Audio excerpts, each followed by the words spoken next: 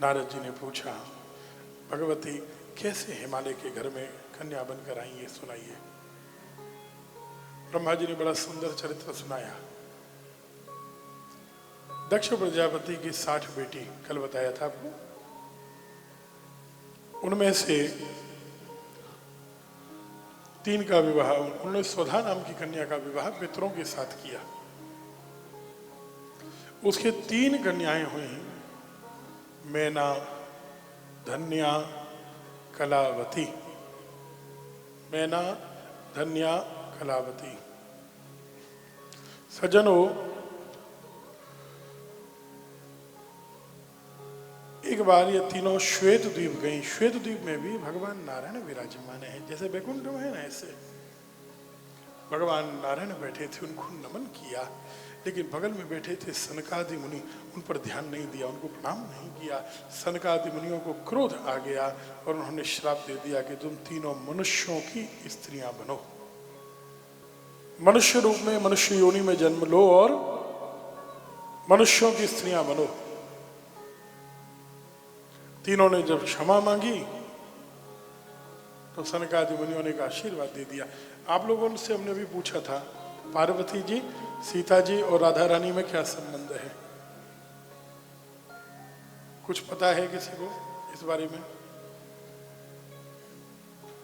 किसी को ज्ञात हो तो बताइए, हाथ उठाकर जल्दी से। पार्वती जी, जानकी जी और राधा रानी में कोई संबंध है क्या? आज आप क्या बोले? हाँ हाँ, देखिए इनके लिए तालियां बजाइए।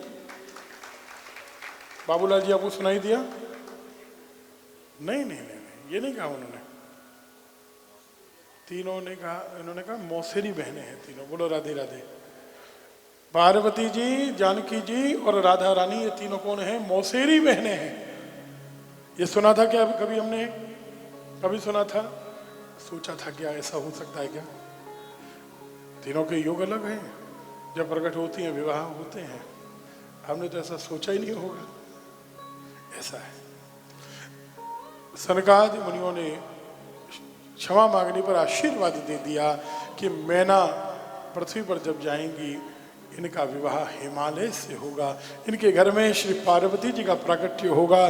धन्या का विवाह महाराज जनक सीरथ ध्वज से होगा, इनका नाम सुनैना होगा, इनके घर में जानकी जी का प्राकट्य होगा। और कलावती पृथ्वी पर आएंगी द्वापर में, कीर्तिदा नाम से इनका विवाह श्री वृषभानु जी से होगा। और इनके घर में श्री राधा रानी का आगमन होने वाला है। कलावती सुता राधा साक्षात गोलोकवासिनी, गुप्त स्नेह निबद्धा सा कृष्ण पत्नी भविष्यत। अभी ये जो विवाद चला, बहुत कुछ विवाद आपने सुना, उसकी चर्चा चली रही है, उसमें ये भी उदाहरण हमने दिया कि महाराज शिव पुराण पढ़ते हो, शिव पुराण में जो लिखा है वो तो पढ़ लो, शिव पुराण तो पढ़ लो। लेकिन गीता प्रेस की पुस्तक जो है वो संक्षिप्त है और वहाँ हिंदी है, वहाँ संस्कृत है ही नहीं। तो हिंदी की पुस्तक तो पढ़ लो महाराज, वहां भी लिखा है। तो कृष्ण पत्नी स्पष्ट कह रहे हैं कि नहीं? सुना आपने? कलावती सुता। अच्छा, बहुत से लोग कह रहे हैं वो गोलोक वाली राधा अलग है, ये राधा अलग है। क्या कह रहे हैं यहाँ? कलावती सुता राधा साक्षात गोलोक वासिनी। बोलो कौन सी राधा? कौन सी राधा? गोलोक वासिनी राधा, गुप्त स्नेह निबद्धा सा कृष्ण पत्नी भविष्यत, कृष्ण की पत्नी बनेंगी, शिव पुराण ने कहा। भक्तजनों, बिना पढ़े नहीं बोलना है हमको, आपको। अच्छा, ये जीवन में आपको और हम सब गांठ बांध रहे हैं, ध्यान दीजिए। सुनी बातों पर ध्यान मत दीजिए। गूगल पर सर्च किया, कुछ भी लिखा है मत बोलिए। जो पुराण कहते हैं, जो प्रमाण कहते हैं, वही बोलना है। राधा रानी की, राधा रानी की।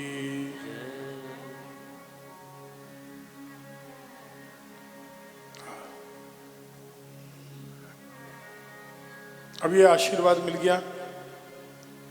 देवताओं ने हिमालय से कहा कि सती जी आपसे और मैना रानी से बड़ा प्रेम करती थी और उन्होंने आपको वचन दिया था कभी मैंने एक और अवतार लिया तो मैं आपके घर में ही लूंगी।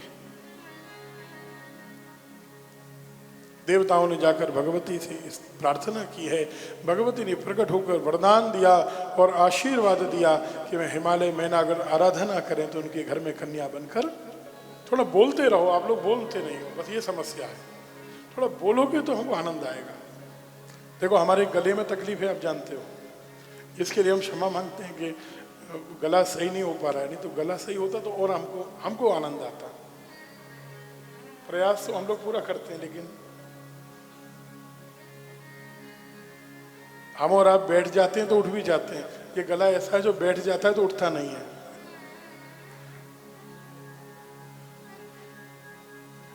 लेकिन अब जैसे भी है आपको काम तो चलाना ही पड़ेगा, ठीक है ना?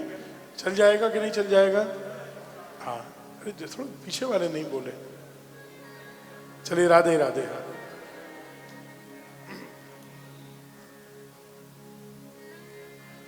महाराज हिमालय और मैना ने आराधना की है।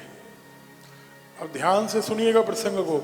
आज की किसी भी कथा में हमारी सावधानी हटनी नहीं चाहिए और आप लोगों को सिर भी हिलाते रहना और बीच बीच में बोलते भी रहना है। अगर आनंद आए तो जोर से बोल दिया करो ओम नमः शिवाय, और आनंद आए तो बोल दिया करो हाथ उठाकर नमः पार्वती पतये। कोई आनंद आए तो ताली बजाने की जरूरत नहीं है कथा में। नमः पार्वती पतये हर हर महादेव, ये बोलना है ना। भागवत कथा में आनंद आए तो ताली नहीं बजानी, राधे राधे जोर से बोलना है। तीनों का संबंध, देवताओं को भगवती ने आशीर्वाद दे दिया। हिमालय मैना ने 27 वर्ष तक तपस्या की, पूर्ण है 27 की संख्या, और भगवती की मिट्टी की मूर्ति बनाकर मां ने आराधना की है 27 साल तक।